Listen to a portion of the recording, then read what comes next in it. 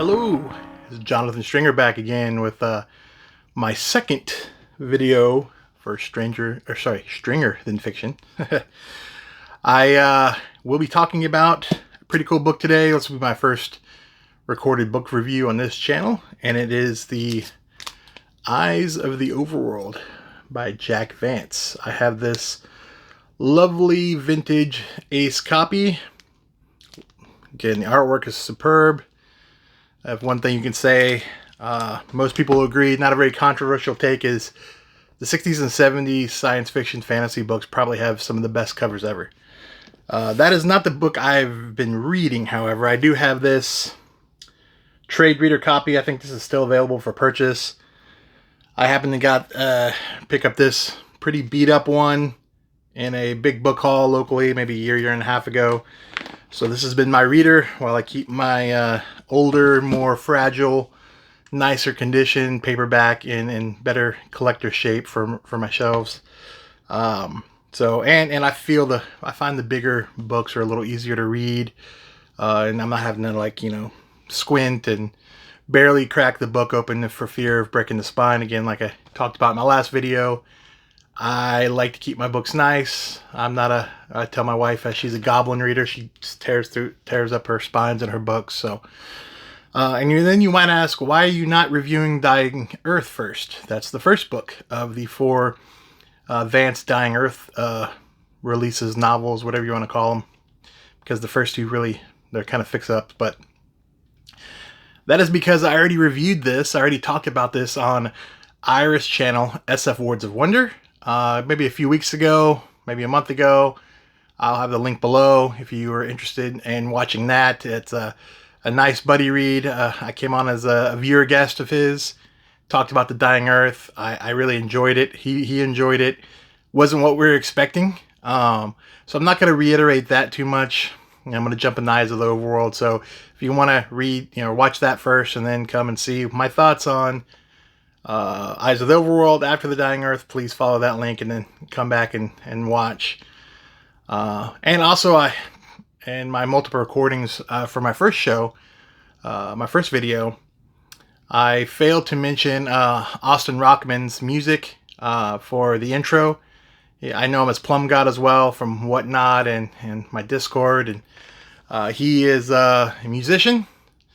And he graciously allowed me to use one of his songs for my intro. I kind of got to look through his Spotify list and pick one, and he sent me the file over. So I have the link down there as well for Spotify. Great atmospheric music.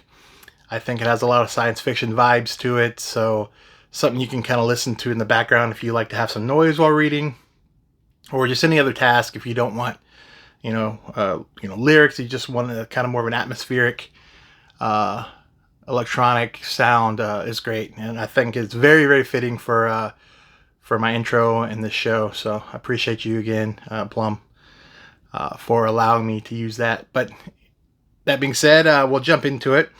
So unlike the Dying Earth, Eyes of the Overworld does kind of have a more of following one character, where one story leads to the other, leads to the other. That being said, they still kind of feel like short stories, and they're issued in one of the pulp mags, science fiction mags in the 60s, and through each different one. So they are kind of self-contained. They kind of had to be, and Vance basically did a fixer-up where he brought all the stories together to make one novel, one book. So even though, that being said, they continue Kugel, which I call him Kugel. Maybe it's Kugel. I don't really know the exact right pronunciation. Vance's names are some of the weirdest and the worst, or the wackiest, whatever you want to call them. Very hard to figure out how to pronounce them. Maybe it's part of his charm. But Kugel, I'm going to call him Kugel for the rest of this, this review. So they are kind of self-contained in an overarching plot, but it's not like what you'd be normally used to where it just flows straight. It's just like, okay, he's doing this, and now he's doing this, and now he's doing this. But it all kind of connects together. So a quick synopsis. I'm not going to try to retell you the book. That's not really what a review for me is for. I'll kind of give a idea of what it is, and then from there, I'll give you some of my thoughts. But Kugel is a rogue, very anti-hero. He starts off, he's a vendor at some kind of magic flea market in the city. Some other wizards are haggling about some trades or some sales, and then one of the other peddlers, which is a wizard, kind of talks Kugel, and doesn't have to do it very hard, kind of talks him into, hey, while I'm busy with this guy, he should go back to his castle and steal all of his good stuff. So the unscrupulous person that Kugel is says, yeah, that's a fine idea. Goes into his castle, and this wizard is maybe arrogant enough to where he didn't really have any defenses, but Kugel's in the midst of ransacking his magical goods, and the wizard appears, of course, and catches him, and some funny dialogue happens. He puts this parasite into Kugel's body to make sure he behaves and comes back to him, and he tasks him with the quest to go and retrieve an eye of the overworld from some people far away. So he teleports him over there. Kugel teleports over to this place, and he finds this squalid village with ugly, nasty people and terrible surroundings, and just living in terrible, poor conditions. And he is like, "Why? How are these nasty people gonna have the super gem?" And he comes to find out, when these people put these gems in their eyes, they see splendor and beauty and riches and everything, and so they, it's kind of like the eye of the beholder, or perception, or relativity thing. I call it like reminds me of, even though obviously it came way after, like Shallow Hal, right? If you thought she was so pretty, or you think the world's so pretty, and that's how it is to you, doesn't matter if that's not reality. Like, whose reality is it, right? So and then there's this chain of inheritance and worthiness to get awarded one of the next Eyes of the Overworld when its former holder passes. And so things ensue. Kugel secures one of these, and then he moves on to his next. So that's kind of the first story. Moves on to the next story, next locations. One of the next one, he's kind of traveling on the beach. He sees these little kind of like water nymph people, and they're kind of very playful, and they're joking and talking around, and then one dares to prank Kugel by splashing with water, and what does he do? He goes and kills it. So there's a lot of, and it's pretty sad, and like, whoa, that's, that's extreme, but he has this dark humor, which maybe some people don't find humorous. I thought that was equally kind of funny, and like, what, kind of cackle, laugh right away, but then it's like, man, that's pretty messed up too. So, and you'll see that a lot in this story. But he moves along. One of the cooler ones, he goes to this village, and it's called the Mountains of Magnance, I believe. And I think they're supposed to be watching for some super giant evil thing. And they basically essentially trick him by, offering him a lot of money and beautiful woman to become their new watcher. But basically the watcher is kind of like a prisoner up on top of this pole, to where he's got to bang a gong if he sees an evil coming. And as Kugel does what he does, he finds a way out of it and kind of ruins them and escapes. Another good one, again, I don't want to spoil too much. I'm being very generic if I can. It's not really a spoil type of story, though. It's not so much the plot and the narrative as it is the circumstances, the characters, the interactions. So while I may spoil some of the story, this isn't really a book I'd say you read just for the story. You read it for the prose. Vance's great prose, the funny words, the situations. But a lot of it is people being people. Somewhat of a cynical story, I'd say, which kind of resonates with me. I could be kind of cynical. And, egotism, doing stuff for yourself, thinking, very selfish. Kugel's very selfish, but then a lot of the people he meets are also very selfish and out to get him, like that town. Poor town, but then they're the ones that also tricked the guy into being their watcher prisoner. More events, another one that happens, he goes into this cave, and to see this wizard, and the wizard promises him, hey, if you find me, you get these riches, but it's someone tricking him. And so then he tries to re-trick someone else to get them to take his place. Evil kind of things happen. So it's kind of, you see these themes. Each little story kind of has this, okay, here's this new place Kugel goes to. When he's there, he gets himself into a pickle. A bunch of people kind of trick and betray each other, and then somehow Kugel pops out at the end. Sometimes through more accident than skill, I'd say. But towards the end, you know, he finds, you know, his long journey. He goes through this, he meets these pilgrims, this cultists, and they kind of become his travel companions for a while near the one of the last stories. And they kind of, you know, eventually he gets where he wants to go. Not going to spoil talk about anything too much in the story, but let's talk about some of the themes and some of the situations. So I mentioned in Dying Earth, you see some of the influences on Dungeons and Dragons, and I think those influences are even more amplified in Eyes of the Overworld. The magic system, very Dungeons and Dragons. You can kind of see the memorization of the spells, and Kugel trying to, but he's not a very smart, good wizard, so he's really got to try, and he can barely memorize any, but some of these other more powerful wizards can. And then Kugel is the now archetypal thief, rogue character. Maybe that he's probably, I wouldn't call him evil, but he's definitely chaotic. Maybe chaotic neutral, if you want to give him that. If bordering on maybe a little evil at times. He's not a good person. He is an anti-hero, very out for himself, very selfish, you know, rapes women, steals, gets himself, you know, out of that, you know, predicaments, and usually not through virtuous means, never through virtuous means. It's always for his own benefit. Again, I forgot one story. One of the, you know, I find funniest ones. He meets this wizard and these guys that have been generations of going mining these rocks and looking for stuff. And apparently this wizard's setting up this perfect scenario to where this totality being, which he writes in all caps, totality, will show up and show him like the history and the meanings of the world or whatever. And so before you even really know that, this little fuzzy thing shows up floating in the air.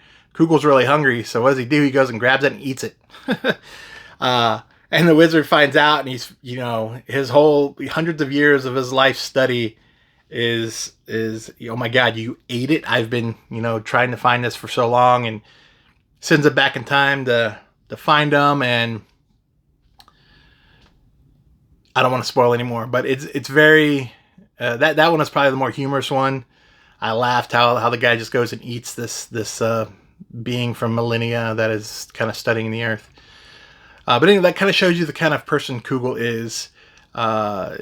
He calls himself Kugel the Clever, but he's probably, I'd say Vance is the more clever writer than Kugel actually is clever himself. He thinks he's clever. He does maybe get himself out of some things, out of pickle with his thinking, but a lot of times it just kind of works out that way, and it's through no fault or effort on his own that it happened. And a lot of times it's because, you know, the other people maybe deserve some of their fate as well. There's not a lot of good people. Now, there are some good people that show kindness, but then a lot of times there's a few instances where Kugel thinks, oh, these people, they look like this. They're going to be evil. I'm going to get them before they can get me. And then they're the nicest people ever, and oh, we wish we could have helped you. And then other times it's like, oh, these people are like me. They're going to help me. And then they try to kill him. Think, oh, he's this evil outsider. Let's kill him. So you see a lot of that. So there's not very many truly good or innocent people, which is maybe, you know, if you look at real life, maybe that's the case as well. But just a lot of this, you know, trying to outsmart each other. Vance does that thing like he does in The Dying Earth, where he kind of takes certain turns of phrase and makes them real literal. So where you can kind of like, oh, well, since he's because of this and this, then by rights I should be over this. And so he just kind of uses literal interpretations of wording to kind of get himself out of situations, or like in The Dying Earth, where you're safe as long as you're on a path. And so what do you define as a path?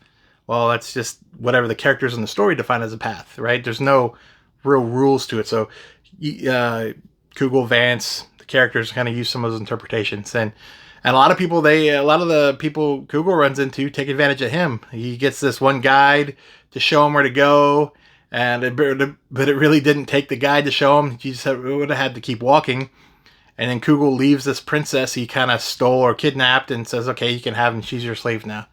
And the guy's kind of snickering because he's like, I acted like I was this expert guide, and now I just stranded this dude or put him to a place to where he could have just gone back the way he came anyway. No real good or benefit did Kugel get from it. But the guy got him a prize, so to say, in the story at least. So when you read the book is really, like I said, more about the interactions, reading the people, the egotism, the selfishness, but the cleverness and it's not to be taken too seriously. It's kind of lighthearted in some ways, even though it has some, it's in the 60s it was written, so some of the treatment of the women and such in the story maybe not be the best. But overall, I really enjoyed it. It was an easy read, a quick read. I think out of this big book, I think it's like 130, 140 pages, maybe 20 pages longer than The Dying Earth. And I would say this one, even more so than The Dying Earth, reads more like fantasy and less science fiction. Dying Earth definitely had a few stories in there that are very science fiction, very futuristic tech that was involved. I don't recall much of that at all in here. It's more magic and swords and mystical beings or magic beings. I think maybe in the one place there was something where there's some demons, but I'm trying to recall any of the future Earth technology that's unearthed or used or mentioned like it was in The Dying Earth. So while technically maybe it has elements of science fiction, this mostly reads like a fantasy, an early fantasy book. And I've read the Lioness series before these, and I can definitely see how Vance evolved as a writer, and you can tell it's the same writer, even though they were written, this was written 16 years after The Dying Earth, and then the Lioness stories, I believe, are in the early 80s. This was in the 60s, so every like 15, 20 years of advancements to these different stories, you can kind of see where and how Vance grew as a writer, or maybe evolved. I mean, grows not the right word. And then, so Lioness reads a lot like these, but more of a fleshed out, continuous narrative. I did quite like Lioness. I've liked every Vance I've read so far, so I do recommend this. It is not a long read. It's not a hard read. You're not going to come out of it with any kind of real profound knowledge or things. It's not really going to make you think a whole lot, but you'll definitely recognize people that you've met and know. You'll recognize some of the, even, back when this was written, some of the carries over or satire on modern times and people and cultures, and very much a culturistic view of the world. And you get to explore a lot of that, a lot of different locales, a lot of different types of people that may or may not mirror modern at the time day cultures when this was written. So very influential book. You can see the influences so strong there. And I also think it's maybe I'm off, but when I always think of more classic fantasy, you have more of the Tolkien-esque and Star Wars type heroes, right? The good versus the evil, where there's not this at all. And to me, that anti-hero and morally gray heroes is something you see in a lot more modern fiction and fantasy. The Game of Thrones type, right? Characters, Song of Ice and Fire characters, as opposed to the archetypal hero characters. And so that's kind of refreshing and cool to see that in this older, from the early days of fantasy, to have this not or to have this anti-hero. And basically Dying Earth had that a lot as well. There weren't many true heroes in any of those stories. They all kind of seem flawed or selfish, egotistic characters. But to sum up, I do recommend it. It's foundation in fantasy or science fantasy, if you want to call it that. It influenced, I feel, later Vance writings, and it's influenced Dungeons & Dragons. So any person modern day who knows, loves, gets into Dungeons & Dragons, you can see the references, you can see the inspirations that came out of this. Either the rogue character himself, Kugel, and the more I wouldn't say evolved, but more explained magic system that you saw hints of in the Dying Earth. You see even more of now in the Eyes of the Overworld. So, what's next? There is 2 follow-up stories, which is Kugel's Journey or something like that, and then Rialto the Marvelous. I think the next Kugel story is the book 3. They're quite larger. If you look in here, yeah, I think Eyes is like somewhere around here, and then this chunk is the next 2 stories, and this chunk was the first 2 stories. Somewhere around, I might be a few pages off. I just kind of grabbed it, and you can see, hey, this isn't that big of a book. But the next 2 are much, thicker, more modern looking, 70s, 80s fantasy size. They're not the big door stoppers, but I think they're, 400 pages each. I'd have to pull them out, and I will read those. I definitely am interested. I'm not going to read them yet. I'm taking a little break. The next book review I'm going to do is Jack Womack's Random Acts of Senseless Violence. I finished that like a week or 2 ago, so I'm trying to do these just a little sooner because I'm starting to get a little fuzzy on some of the details on what I read. But instead of that being my next video, I'm going to do another book haul. I got a really awesome haul in, and then a pretty cool I don't know what it is book signed by an author, one of my favorites, that I will open up and show it on the next video. So why I'm pushing that one up is I want to pull those books that I got in the last haul and kind of put the ones I'm keeping onto my shelves and organize them, and then get the other ones that I don't want to keep ready for a next sale. And I have a few friends that are already asking for some of the books they know are in that haul. And I also am anxious to see what that mystery book is I got in the mail from the author that's signed, and I'll explain more how I came about that. It's not a big secret and everything, but you donated to this cause, and this author would send you a signed book if you showed proof that you donated. So, which is really awesome, and again, one of my favorite authors. So that'll be my next video. I'll probably have that up here at the end of the week, over the weekend, and I want to get that out before I have a work trip next week to Vegas, my first time to Vegas, surprisingly enough, for that. So after that video goes up, I won't have another video for at least a week or so, I imagine. And then that'll be the Jack Womack Random Acts. So I'll kind of bounce these between. Once I finally get my room more cleaned up, I will do maybe partial library tour or sections of it to show if people are interested in that. That seems to be pretty popular on YouTube for the BookTube. And then I did have a Whatnot show this past Friday. Went really well. Had a great turnout, good times. So I want to get these next haul, ready to go for whenever that next show is. So that being said, let me know if you guys read the Dying Earth and or Eyes of the Overworld. I'd like to chat with you about it. I think it's pretty cool. I gave it a 4 stars out of 5 on Goodreads. And it's just because they don't have half stars. I probably would have given it a 4 out of 5. It's not up there with my all-time 5-star greats, but it's got enough influence, history, cleverness, prose that just because it's not a gripping narrative, that I still found a lot of value into it. I think if it was a more streamlined story, you'd get closer to the 4.5 to 5. Maybe it's 4, maybe somewhere between 4 and 4.5 stars, probably. Whatever that really means to you, yeah. But I thank you guys for watching, and I had a great subscription turnout. For my last video I posted, and a lot of my Whatnot book friends, I'm sure are the majority of them, but I would definitely like to expand that to more, get more interaction, and much appreciated for all the comments, all the likes, and all the follows and subscriptions from the last show, and it'll help motivate me to do more of these in the future. So thanks again, and I'll catch you on the next show.